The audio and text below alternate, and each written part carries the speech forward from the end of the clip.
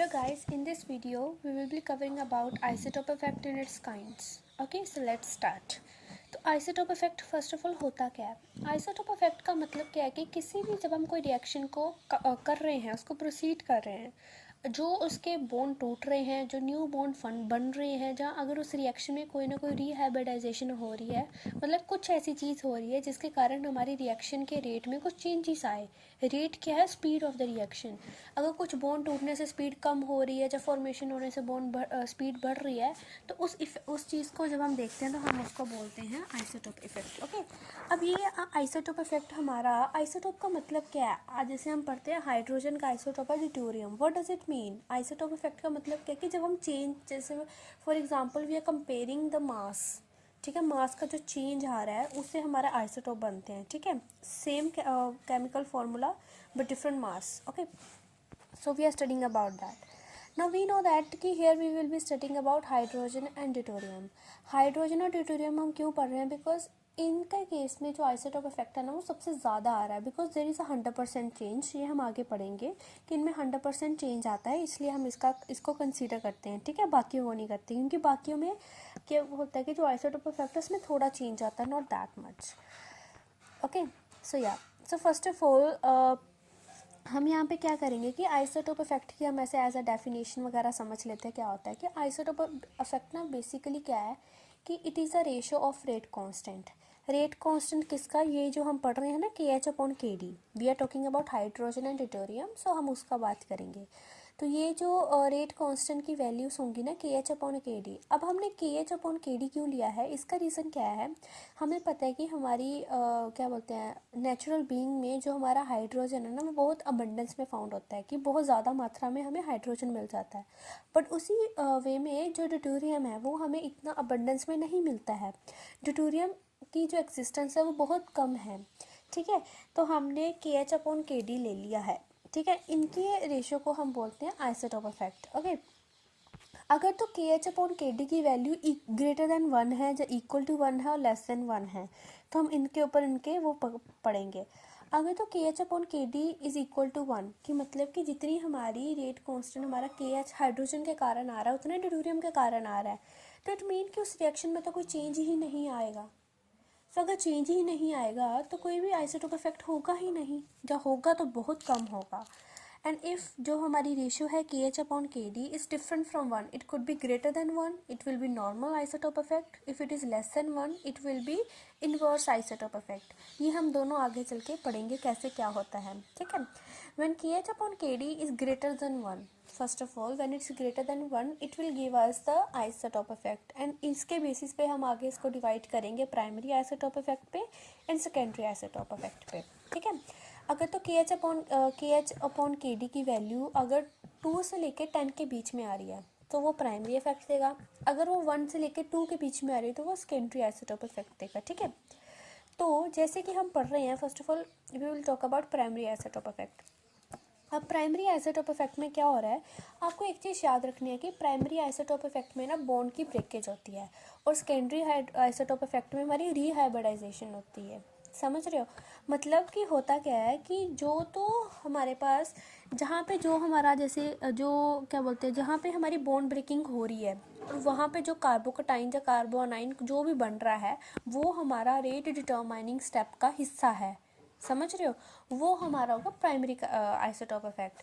But अगर उसी case में that carbocation is doing some kind of methyl shifting और समथिंग लाइक दैट, एंड फिर वो अपनी रीहाइब्रिडाइजेशन चेंज कर रहा है, तो जहाँ पे कार्बोकटाइन बना था वो जब रेट डिटरमाइनिंग का हिस्सा नहीं होगा, रेट डिटरमाइनिंग स्टेप का, तब उसको हम सेकेंडरी आइसोटोप इफेक्ट कहेंगे।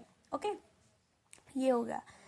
Now then first of all we will study about the origin of primary kinetic isotope effect. Okay, तो origin of primary isotope effect में अब कैसे है कि हमें पता है कि प्राइमरी आइसोटोप इफेक्ट में क्या होता है कि हमने बोला कि बॉन्ड ब्रेकिंग होती है ट्रांजिशन स्टेट पे, जहाँ रेट डिटरमाइनिंग स्टेप पे। ठीक है, हमारा बॉन्ड ब्रेक हो रहा है, तो हमें पता है कि बॉन्ड ब्रेक तो हो रहा है, बट हमें पता है कि जो ओवरऑल पोटेंशियल एनर्जी है ना सिस्टम की, वो डिपेंड नहीं करता कि हमारा कैसे सब्स्टिट्यूशन हो रही है या क्या आइसोटोप इफेक्ट है, वो उस पर कुछ चेंजेस नहीं आते। हमने लास्ट चैप्टर में पढ़ा था अबाउट पोटेंशियल वेल्स, कैसे हम रिएक्शन कोऑर्डिनेट डायग्राम्स बनाते हैं, कैसे पोटेंशियल वेल्स बनाते हैं। ठीक है, तो उसके केस में हमारे बाद हमें क्या minima maxima of energy surface हमने पढ़ा था, क्या होता है क्या नहीं होता है, ठीक है।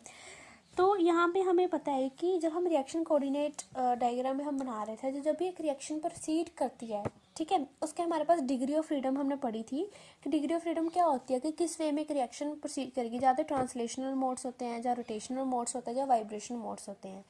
इस केस में प्राइमरी आइसोटोप इफेक्ट में हम वाइब्रेशन मोड्स को पढ़ते हैं क्योंकि it dominates other modes. Okay, तो वाइब्रेशन मोड्स में हमारे पास आता है जहाँ तो बेंडिंग मोड्स होते हैं, जहाँ वाइब्रेशन मोड्स होते हैं, मतलब जिसमें जहाँ तो एक बोन स्ट्रेच होता है, जहाँ एंगल चेंज होता है। तो सबसे ज़्यादा मैं आपको पहले बता देती हूँ इफेक्ट कौन शो करता है। आइसोटोप करते दोनों हैं। अगर किसी रिएक्शन में बोन स्ट्रेच हो रहा है या कुछ हो रहा है वो ज़्यादा शो करेगा, बट अगर किसी रिएक्शन में हमारा एंगल में चेंज आ रहा है वो भी शो करेगा, बट वो कम करेगा, ठीक है। तो फर्स्ट ऑफ ऑल इतना तो आपको पता चल गया कि जो वाइब्रेशन मोड्स हैं वो सबसे ज़्यादा चेंज लाते हैं ड्यूरिंग द रिएक्शन। ओके, तो यहाँ पे हम क्या पढ़ेंगे, यहाँ पे देखो मैंने अंडरलाइन करा हुआ है जीरो पॉइंट एनर्जी। अब जीरो पॉइंट एनर्जी क्या है, जब हम अपना ये देखो मैं आपको दिखाती हूँ, ये हमारे पास जैसे हमने एक मोर्स पोटेंशियल का डायग्राम बना दिया, ठीक है। इसके बारे में भी हमने लास्ट चैप्टर में we have studied about that. तो ये हमारे पास बनता है हमारा मोर्स पोटेंशियल, ठीक है।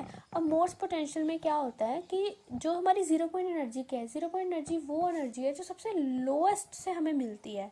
मतलब कि यहाँ पे आप देख सकते हो, हमें पता है कि एनर्जी का फॉर्मूला होता है एच म्यू। म्यू क्या है, फ्रीक्वेंसी। इट मीन्स कि ये हमारी जीरो पॉइंट एनर्जी है। जीरो पॉइंट एनर्जी हमारी फ्रीक्वेंसी के ऊपर भी मैटर कर रही है, ठीक है। तो ये देखो, ये हमारा है फ्रीक्वेंसी का फॉर्मूला। फ्रीक्वेंसी मतलब किसके इक्वल है, अंडर रूट ऑफ के bye M.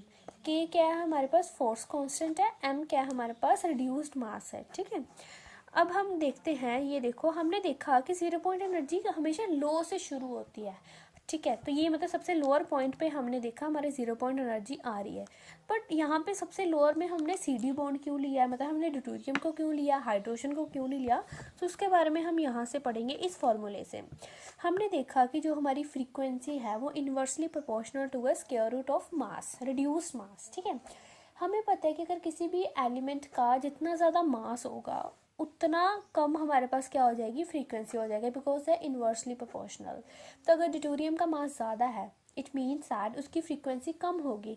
And we know that if its frequency is कम, मतलब उसकी फ्रीक्वेंसी कम है तो उसकी जीरो पॉइंट एनर्जी भी कम हो जाएगी। So that is why here in this C D सबसे नीचे है और हाइड्रोजन हमारा ऊपर है, बिकॉज हाइड्रोजन का मास ड्यूटेरियम से कम है, उसकी फ्रीक्वेंसी ज़्यादा होगी, सो उसकी zero point energy is also more. Okay, जो आप ये लाइन पढ़ रहे हो ना, डिसोसिएशन लिमिट।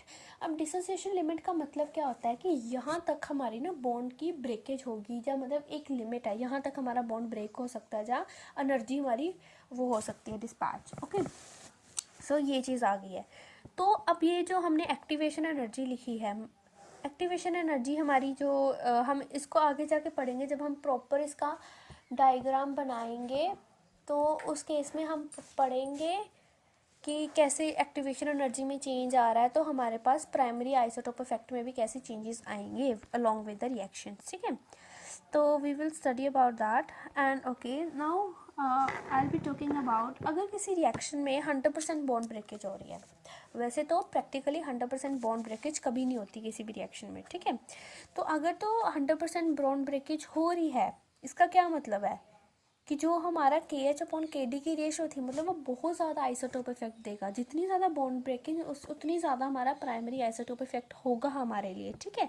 बट वो चीज़ पॉसिबल नहीं है। बट अगर इन केस 100% ब्रेकेज हो रहा तो हमारे पास 6.5 की रेंज तक वो चला जाता है, लार्जर प्राइमरी काइनेटिक आइसोटोप आ जाता है, क्योंकि यहाँ पे लिखा है कि because as we assumed that the bond was completely broken, जो कि होता नहीं है, ठीक है। अब ये जो हमारे पास हम देख रहे हैं कि अगर जीरो पॉइंट एनर्जी हाइड्रोजन की ज़्यादा है ड्यूटेरियम से, तो एक्टिवेशन एनर्जी भी उसकी ज़्यादा है। एक्टिवेशन एनर्जी होती क्या, first of all activation energy हमारे पास कौन सी एनर्जी होती है, it is energy that is required to convert और रिएक्टेंट टू द प्रोडक्ट। मतलब हमें कोई बैरियर क्या है, जब हम ट्रांजिशन स्टेट की बात करते हैं, एक ट्रांजिशन स्टेट को क्रॉस करने के लिए जो हमें एनर्जी चाहिए that is activation barrier. Okay, activation energy, sorry. Okay तो अब हमने देखा कि हमने जो पुराने चैप्टर्स में हमने क्या पढ़ा था कि हम ट्रांजिशन स्टेट को देखते थे कि वो किसको रिजेंबल करती है, आइदर रिएक्टेंट और प्रोडक्ट, ठीक है। यहाँ पे भी ऐसा होगा कि that we will compare the transition state, but यहाँ पे हम ट्रांजिशन स्टेट की 0 पॉइंट एनर्जी की बात करेंगे कि वहाँ पे जब एक हमारा कोई भी एलिमेंट है, जब हमने आइसोटोप इफेक्ट करा जो हाइड्रोजन चेंज करा ड्यूटेरियम से, उसका क्या रोल था एक ट्रांजिशन स्टेट पे, और एज कंपैरेटिव टू रिएक्टेंट और प्रोडक्ट वो किसके साथ मैच कर रहा है। So here in this chapter of isotope effect we will be studying about the comparison of 0 point energy, ठीक है, एक रिएक्टेंट पे और एक हमारा activated complex that is a transition state पे, ठीक है, ये हो रहा है। Then wait a minute, okay तो अब हम पढ़ते हैं प्राइमरी काइनेटिक आइसोटोप इफेक्ट, ठीक है। इसके बारे में अब हम डिटेल में पढ़ेंगे कैसे एक एक्सोथर्मिक रिएक्शन के लिए, एक एंडोथर्मिक रिएक्शन के लिए और एक थर्मोन्यूट्रल रिएक्शन के लिए कैसे हमारा आइसोटोप इफेक्ट वेरी करता है, ठीक है। अब हमने जैसे मैंने आपको बोला कि हम पहले लेक्चर्स में हम क्या देखते थे, ट्रांजिशन स्टेट देखते थे, बट यहाँ पे हम 0 पॉइंट एनर्जी देखेंगे। अब if you know that 0 point energy का हमने अभी रिसेंटली मैंने आपको फॉर्मूला बताया था, ये मतलब कि जो हम जैसे मैंने बोला कि हम 0 पॉइंट एनर्जी देखेंगे, तो अब 0 पॉइंट एनर्जी देखने को हम कैसे कह सकते हैं कि अगर किसी एलिमेंट का फोर्स कांस्टेंट ज़्यादा है या उसका मास ज़्यादा है तो उसका कैसे 0 पॉइंट एनर्जी पे इफेक्ट पड़ेगा ट्रांजिशन स्टेट पे और हमारा रिएक्टेंट पे या प्रोडक्ट पे, हम उसके बेसिस पे हमारा आगे प्राइमरी आइसोटोप इफेक्ट को अगर आगे पढ़ना स्टार्ट करेंगे, ठीक है, ये चीज़ है। Okay so here we are considering 3 parts, ठीक है। इनकी जो थ्योरी है वो मैं आगे आपको बताती रहूँगी, पहले आप ग्राफ को समझना शुरू करो। तो ये जो हमारा पहला हमने ए डायग्राम लिया है, ये हमारा किस रिएक्शंस के लिए है, ये हमारा एक्सोथर्मिक रिएक्शंस के लिए है। ऐसे हमें पता है कि जो एक्सोथर्मिक रिएक्शंस कौन सी रिएक्शन होती हैं जिनमें क्या होता है कि जो ट्रांजिशन स्टेट है, ये जो अपर पार्ट है, ये किसको रिजेंबल कर रहा है, हमारा रिएक्टेंट को, ठीक है। और एंडोथर्मिक हमारे पास कौन सी होती है जिसमें ट्रांजिशन स्टेट प्रोडक्ट को करता था, वो हम आगे देखेंगे। ये हमारी एंडोथर्मिक के लिए जहाँ पे ट्रांजिशन स्टेट किसको रिजेंबल कर रहा है, प्रोडक्ट को कर रहा है, ठीक है। तो ये रिएक्शन कोऑर्डिनेट डायग्राम हमने बनाया है एक्सोथर्मिक के लिए, एंडोथर्मिक के लिए, और हमने किसके लिए बनाया है, थर्मोन्यूट्रल के लिए। तो ये हमारी रिएक्शन है। अब एक्सोथर्मिक के केस में क्या होता है कि कुछ बॉन्ड यहाँ से टूटेंगे और कुछ बॉन्ड जाके न्यू बनेंगे, मतलब AH हमारा टूटेगा और BH जाके बनेगा।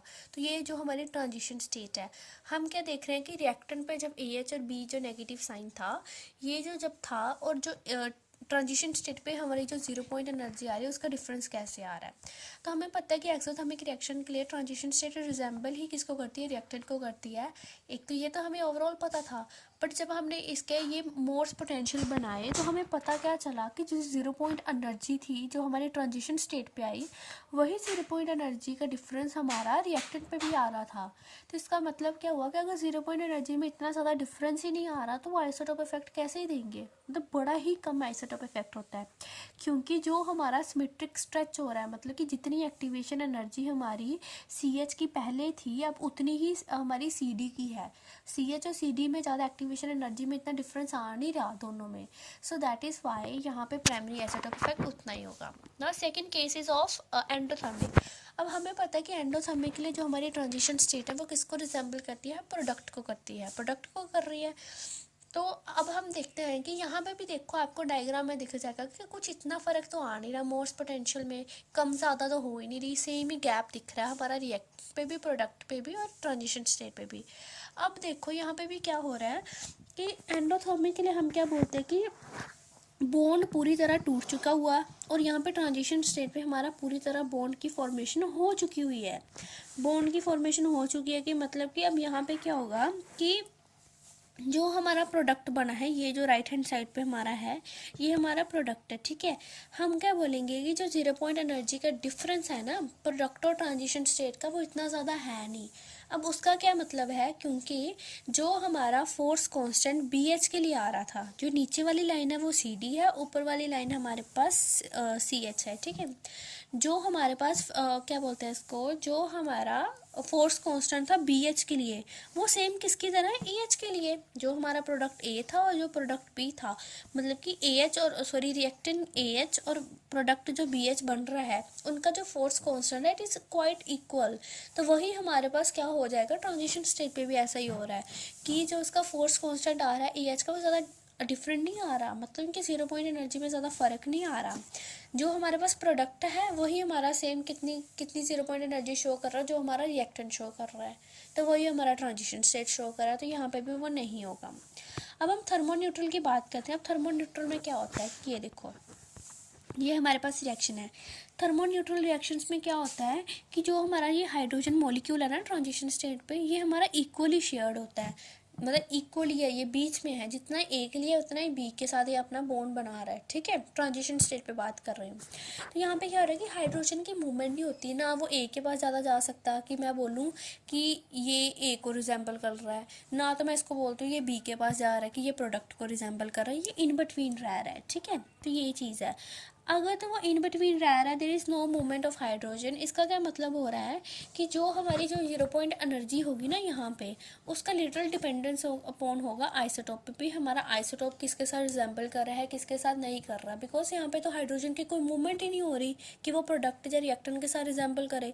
तो यहाँ पे क्या हो रहा है कि हमारी जो 0 पॉइंट एनर्जी है ना, वो डिक्रीज कर जाती है as compare to other graphs, ठीक है। अब अगर 0 पॉइंट एनर्जी हमारी डिक्रीज कर रही है, इसका क्या मतलब आ रहा है कि अब देखो हमारी जो एनर्जी थी रिएक्टेंट के लिए या प्रोडक्ट के लिए, वो रहेगी सेम जो ग्राफ का डिज़ाइन था, ठीक है। गैप देखो, 0 पॉइंट एनर्जी का गैप रिएक्टेंट के लिए ज़्यादा और उसके लिए कम कर गया, मतलब यहाँ पे चेंज आने लग गया एक्टिवेशन एनर्जी में। जो एक्टिवेशन एनर्जी हमारी पहले सी एच और सी डी में ज़्यादा डिफरेंस नहीं आ रहा था, वो वही रह रहा था, अब दिखने लग गया कि अब हमारी जो ए एच की एक्टिवेशन एनर्जी थी वो कम हो चुकी हुई है, कम हो चुकी है। इसका क्या मतलब होगा कि हमारे पास कुछ ना कुछ प्राइमरी आइसोटोप इफेक्ट अब आएगा। आपको एक चीज़ याद रखनी है कि एक्सोथर्मिक और एंडोथर्मिक हमें ये इफेक्ट कभी नहीं देंगे। हमें इफेक्ट कौन देगा, हमें इफेक्ट वो देगा जो हमारा थर्मोन्यूट्रल होगा। यहाँ पे क्या होगा कि हमारी ट्रांजिशन स्टेट और रिएक्टेंट या प्रोडक्ट में कुछ ना कुछ चेंजेस आने वाले हैं, ठीक है। तो यहाँ पे मैंने आपको इसकी थ्योरी भी करके दी हुई है, we will read about that also. If the deprotonation that is occurring here is very exothermic, तो ट्रांजिशन स्टेट रिजेंबल करती है रिएक्टेंट को। जैसे मैंने बताया कि एक्सोथर्मिक के लिए क्या होता है कि कुछ बॉन्ड ब्रेक करता है, कुछ बॉन्ड फॉर्मेशन होती है, ठीक है। तो जो the bond holding hydrogen will completely resemble the bond in the reactant. जो हाइड्रोजन यहाँ पे जो ट्रांजिशन स्टेट पे है ये वाला, ये ज़्यादा किसको रिजेंबल करेगा, ए को, मतलब ये ज़्यादा ए की तरफ शिफ्टेड होगा। तो मतलब कि हमारे पास क्या होगा कि जो हमारा सिमेट्रिक स्ट्रेच होगा ट्रांजिशन स्टेट पे, वही हमारा सिमेट्रिक स्ट्रेच होगा रिएक्टेंट पे, मतलब जब 0 पॉइंट एनर्जी का डिफरेंस आ रहा है वो ज़्यादा नहीं होने वाला है। एंडोथर्मिक के लिए क्या है कि हमें पता है कि एंडोथर्मिक में क्या होता है कि ट्रांजिशन स्टेट पे क्या हो जाता है कि बॉन्ड फॉर्मेशन पूरी तरह होगी होती है। इसका क्या मतलब है कि जो हमारी ट्रांजिशन स्टेट है वो किसको रिजेंबल करेगी, प्रोडक्ट को रिजेंबल करेगी।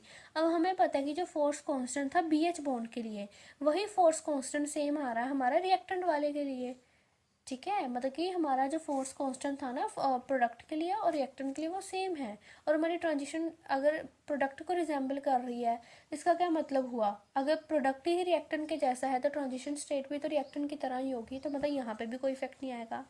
पर जब हम थर्मोन्यूट्रल का केस का लेते हैं तब क्या हो रहा है कि जो हमारा हाइड्रोजन है ना एक्टिवेटेड कॉम्प्लेक्स पे ये वाला, वो क्या हो रहा है कि वो it is equally shared between A and B, ठीक है। वो इक्वली शेयर्ड है क्योंकि वो इन बिटवीन है, उसका ज़्यादा मूवमेंट नहीं है कि वो एक ही तरफ है या प्रोडक्ट की तरफ है, ठीक है। तो यहाँ पे क्या आ जाएगा कि इसका क्या मतलब है कि जो हमारी फ्रीक्वेंसी है ना थर्मोन्यूट्रल के लिए, जो हमारी फ्रीक्वेंसी हमें ज़रूरी होती है 0 पॉइंट एनर्जी के लिए, वो इन आइसोटोप की मूवमेंट के ऊपर डिपेंड नहीं करती। समझ रहे हो कि आइसोटोप कैसा था पहले, कैसा था अब, कैसा आ रहा है, या उसकी जगह ड्यूटेरियम आ रहा है, या क्या आ रहा है, वो उस पर डिपेंड ही नहीं करेगी।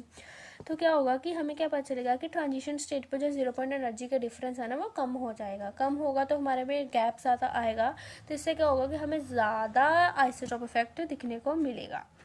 तो ये था हमारे पास सबसे ज़्यादा इम्पोर्टेंट था इस केस में प्राइमरी और आइसोटोप इफेक्ट के लिए, ठीक है, ये सारे तीनों केसेस। अब उसके बाद हमारे पास आता है कि अगर हम बेंडिंग मोड्स की काम बात करें, अगर तो हमारे पास जो बॉन्ड जैसे हमने बोला था SN2 रिएक्शन में, ठीक है, वो था हमारा लीनियर सिमेट्रिक स्ट्रेच हो रहा था। अगर तो हम यहाँ पे बेंडिंग मोड्स की बात करें, बेंडिंग मोड्स क्या है कि change in the angle while breaking of bond breakage और फॉर्मेशन, जो हमारे पास बॉन्ड एंगल का चेंज आ रहा है, ठीक है। हमें पता है कि जो बेंडिंग मोड्स हैं, ठीक है, बेंडिंग मोड्स भी हमें क्या देते हैं, हमारा वैसे ही होगा कि बॉन्ड ब्रेक हो रहा है, बॉन्ड फॉर्मेशन हो रही है, या क्या हो रही है, हाइड्रोजन कैसे है, डिवाइडेड है। पर जो बेंडिंग मोड्स हमें वो देते हैं, प्राइमरी आइसोटोप इफेक्ट देते हैं ना, वो इतना ज़्यादा नहीं देते। द रीज़न इज़ दैट कि जो फोर्स कांस्टेंट की वैल्यू होती है ना बेंडिंग मोड्स के लिए कम होती है as compare to stretching modes. Stretching modes की फोर्स कांस्टेंट की वैल्यू ज़्यादा होती है। एंड अगर तो फोर्स कांस्टेंट की वैल्यू ज़्यादा है, जो हमने ऊपर पढ़ा था, wait I will show you again, जो हमने यहाँ पे फॉर्मूला पढ़ा था, अगर तो फ्रीक्वेंसी जितनी ज़्यादा फोर्स कांस्टेंट जितना कम होगा उसकी फ्रीक्वेंसी कम है, अगर फ्रीक्वेंसी कम है तो उसकी क्या होगी, एनर्जी भी हमारे पास जीरो पॉइंट एनर्जी भी कम होगी। तो इसका क्या मतलब होगा कि when we are talking about the bending modes, ये रहे बेंडिंग मोड्स की बात करते हैं, bending modes as compare to stretching modes हमें प्राइमरी आइसोटोप इफेक्ट कम देते हैं। So this was all about primary isotope effect. In the next video we will be studying about secondary isotope effect. If you like what I have taught you, please like and subscribe and share.